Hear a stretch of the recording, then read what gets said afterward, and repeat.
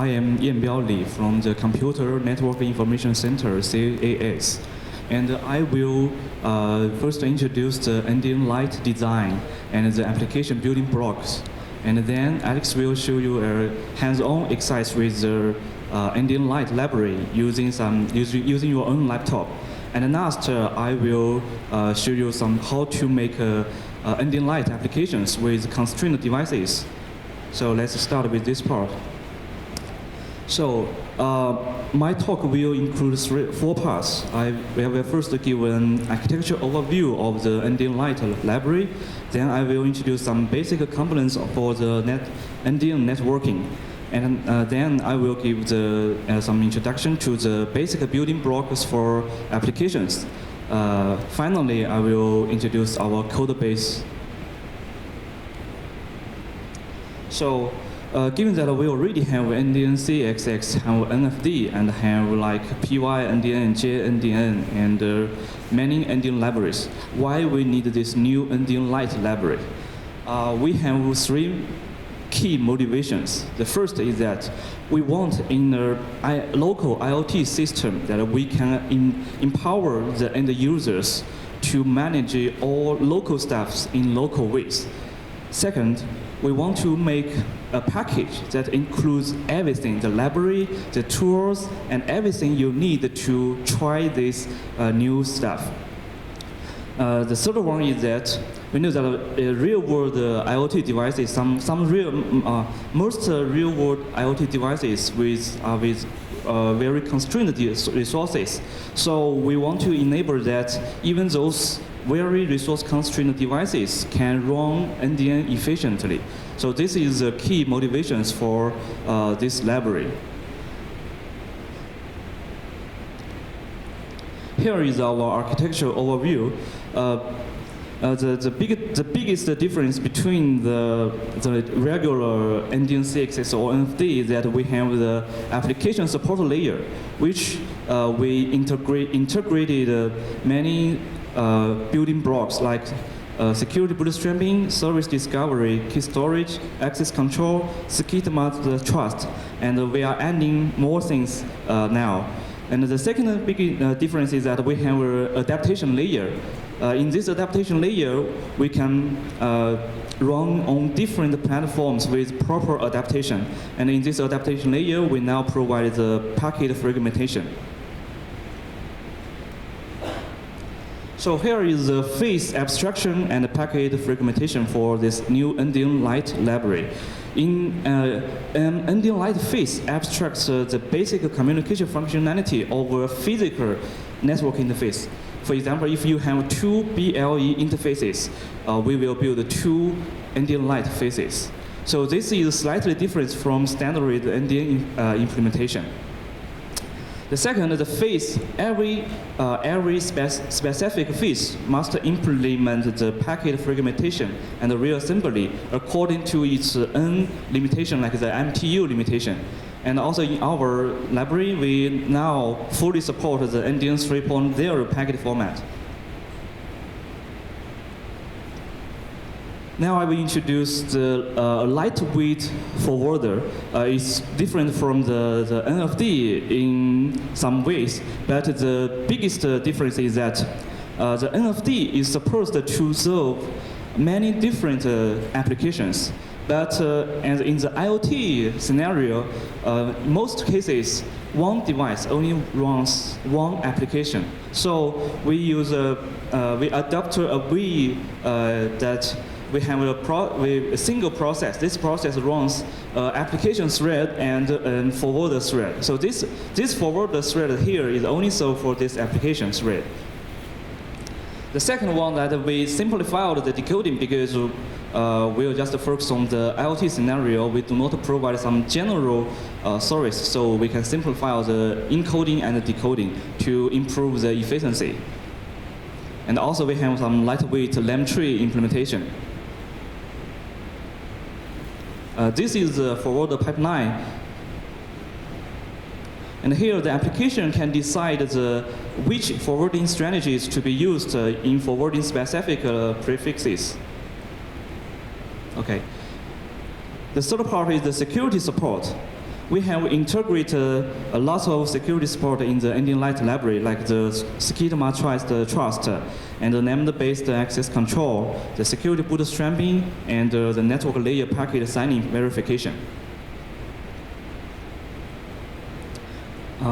We have already implemented those tools in our library.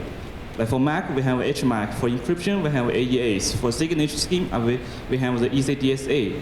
For Diffie-Hellman, we have ECDH. And we have the key derivation function, HKDF. Okay.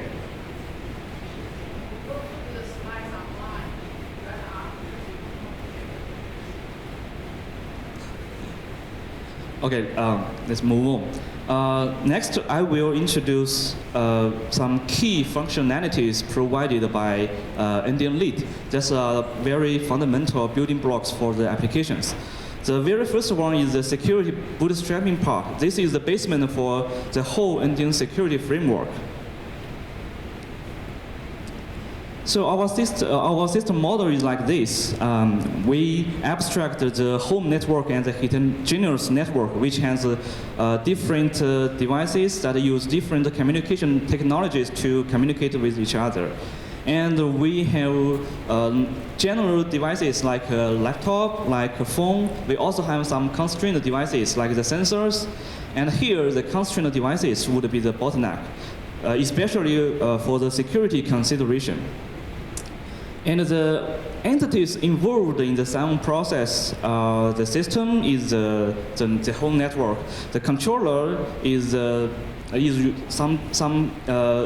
some device has very powerful computing and the storage that can help the device to sign on. And the operator is a homeowner or anyone is granted with the privilege. And also we have the new device, that the device wants to sign on to the system. And we have anniversary, which is a bad guy who wants to break the system, who wants to break the device and wants to do some other bad things. So what are required for secure NDN communications? I think in the morning session we have introduced in general the NDN concepts and the NDN security part. So for if two nodes wants to communicate via NDN and wants to authenticate each other, so we need every device has a device identity and has a device key. And this key should be signed with the trust anchor. And also, every device should have a trust anchor certificate so that it can authenticate other devices. So these basic concepts decide our design goals. So the major goals for the sign-on process is to help the device to acquire two certificates. One is the trust anchor certificate, the other is the anchor signed certificate. And the second goal for us is that we must protect this whole system from potential attacks.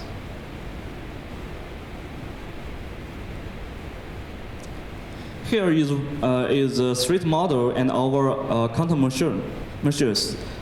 We envision that there are four kinds of attacks. In the first one, the adversary pretends to be the device and tries to sign on to the network. In the second one, the adversary pretends to be the controller that fools the new device. In the third one, the adversary flood a lot of fake requests or replay some requests to the controller so that the controller cannot answer the request from the legitimate device. In the last one, the adversary can replay some completed request to the device so that the device will be fooled into installing some outdated key materials so that it cannot work anymore.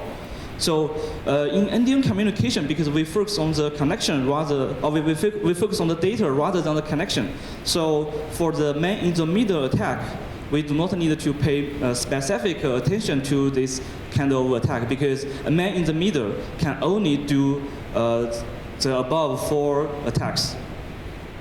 So now let's talk about our countermeasures. So we divided the design into two parts.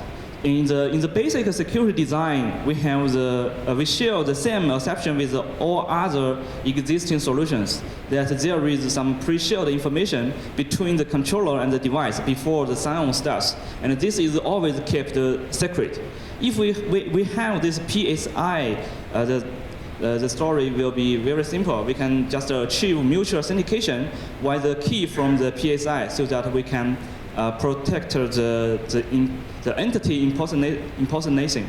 And also we can guarantee the freshness of the messages by injecting some dynamic challenges in between the messages. And last, we can maintain a single sign-on instance with some with costly operations postponed. Actually, we have a state machine for each sign-on instance. In this way, we can minimize the threats of the DDoS. This is the basic security design. In this design, we highly depend on the assumption that the PSI is always kept secret. For some powerful devices, this is possible and is very normal. For example, if you want to use your phone to sign on another phone, you can use the Bluetooth pairing process. You can one device dynamically generate some passcode, and on the other device we can input this passcode. And this process will be secret, and this passcode is dynamically, so it can be treated secure. But if this is constrained devices, there is no way to have a screen or show something to the other device. In this case, the PSI must be some static information. If it is static information, we cannot guarantee that it would never be revealed. So here comes our advanced security design. In this design, our goal becomes to protect the system in case PSI gets revealed. So in this way, if the PSI gets revealed, we put a symmetrical key of the device into the PSI. So even though the PSI gets revealed, no one can pretend to be the device. So we can at least protect one side of the communication. On the other side, once the PSI gets revealed, there is no way for the device to tell apart adversary from the legitimate controller. So we adopt the TOF policy that we let the device to trust the first controller who replies it. But because in this way, we cannot guarantee this controller is a legitimate controller. So after the device obtains the trust anchor from the said controller, he immediately broadcasts a digest of this trust anchor, so that in this way, the legitimate controller can detect some inspection. If some device is fooled by the adversary to installing fake trust anchor, then the controller can trigger some alert to the operator. Then we can introduce some human intervention to fix this issue. And last, we let the controller to negotiate a dynamic symmetric key with the device by the Diffie-Hellman process after the first round trip, and uses this dynamic symmetric key to encrypt the private key generated for the device. In this way, even though the adversary knows the PSI, knows the key in the PSI, he cannot decrypt the private key sent to the device. So this is our advanced security design. Here is the design overview. We just have like 2 round trips. And first, the device sends a sign-on request to the controller. The controller replies this request with the sign-on response, which includes the trust anchor certificate. Then the device sends the certificate request to the controller. The controller replies this request with the anchor signed certificate. And here is the detailed message exchanges. We can see that The gray box that includes the two keys we established from the pre-shared information. We can see that there are asymmetric key and symmetric key. The asymmetric key is used to authenticate the device, while the symmetric key is used to authenticate the controller. So given KS is a symmetric key, so once the PSI is revealed, the device cannot tell apart the legitimate controller from the advanced array. So we need to do some other things to protect the system. So this is the whole process of the protocol. And this protocol, the basic version of this protocol we call the SSP-based is for constrained devices, because we assume that the device cannot dynamically generate some passcode, cannot show something, cannot get some input from the human, and do not have the persistent storage. If for more capable devices, we can slightly modify the protocol to make it more simple and more efficient. For if the device is able to generate some high entropy key pairs, we do not need to let the controller to generate the key pair and let the controller to send the private key. If we do not need to send the private key via the network, we do not need to do the encryption. So in the second case, if the device has sufficient permanent storage, the re-sign-on process can be significantly simplified, because after the first sign-on, the device can store all these key materials. In the third case, if the device has some interactive interfaces like a phone, the story gets to a very simple case that we can only use one round trip to get everything done. Okay, the second protocol I want to introduce is NDN service and the service discovery protocol. Our system model is like this. We assume that the communication media is broadcast and multicast, so that the device can broadcast some information to discover the information from the network. And also, we assume that the service is maintained dynamically. It will be added, removed, or updated from time to time. And the goal is to let the device to be aware of their interested services and their state, and enable the devices to query the services they are interested in. And we only allow the legitimate device to do the discovery. So for the service discovery, the first, like other NDN functionalities, naming is the first thing we need to think about. Here are two ways to name a service. Like in the first case, the bedroom goes first. It's a locator. And in the second case, the service description goes first, like the temper. Which way we choose in NDN IoT, in our library, we let the service description go first for the following reasons. Because we can treat the locator as a fine-grained way to locate the service providers. The consumers and applications will care about the service instead of who provides the service in most cases. So we let the service description go first. And in this way, we can allow the flexible way to specify the scope of the service invocation. Here is some examples of the naming. Because if we want to light on all LEDs, we can use the all description here, and we can just specify to light on the bed lamp in the bedroom. And for the temperature example, we can also use the naming convention to do very flexible service definitions. So how to define a service?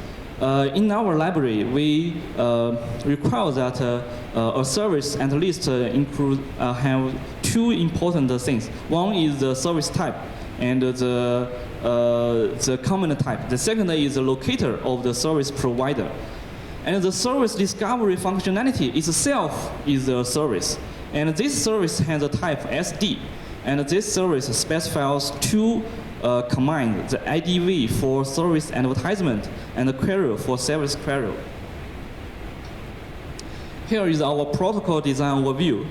We have 3 ways for the service discovery. The first way is coupled with the sign-on process. After the sign-on is finished, the controller can send all available services in this network to the newly signed-on device. In the second way, we call it proactive service discovery. In this way, the service provider broadcast its services, periodically broadcast its services to the system. So anyone interested in any services can just pay attention to this broadcast. In the third way, we call it reactive service discovery.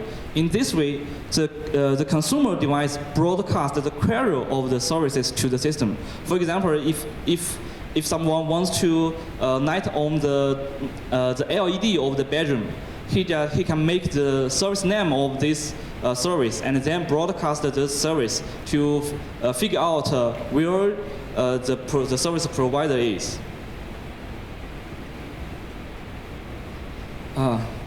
Next, I will introduce the name-based trust management.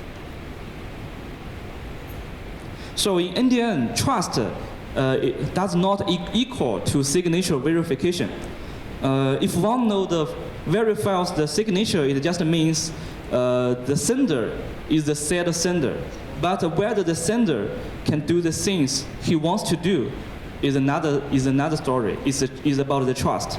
So in our library, we define the command sender use the name to identify the command sender, so that we can verify its signature, use the signature info, and we can also define some policies to determine whether this name can do the things he wants to do.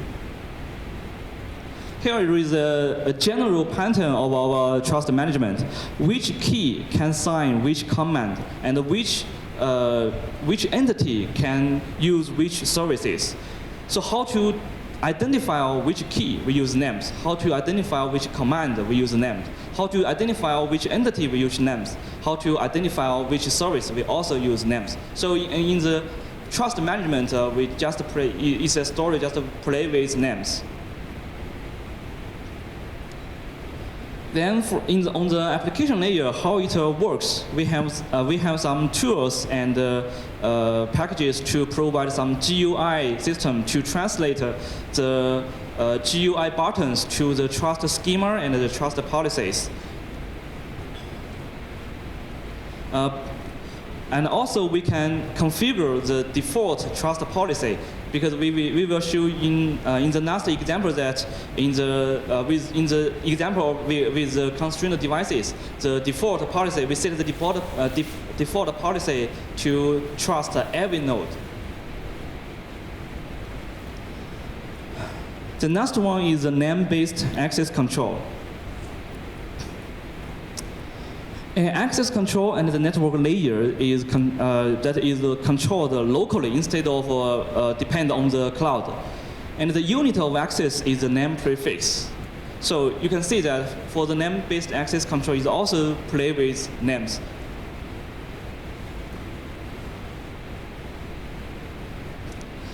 In our library, we let the controller and the access controller, all the encryption keys are negotiated between the controller and the data producers.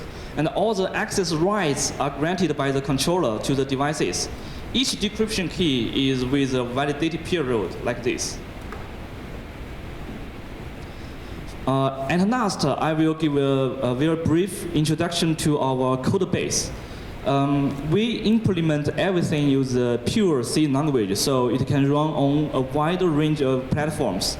And for the layer 2 adaptation, we already have the BLE implementation, and we have the implementation for the 15.4 for Wi-Fi, for Ethernet. And for the platform adaptation, we already have the implementation for the Nordic SDK, for Route, for Linux, Mac, and Android.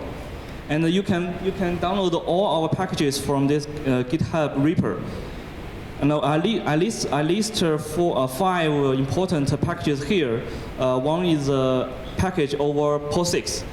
This one is used for Linux, Mac, And the second one is the IoT package over Nordic SDK. This one is with SES IDE and the Android, and I will show an example with this one.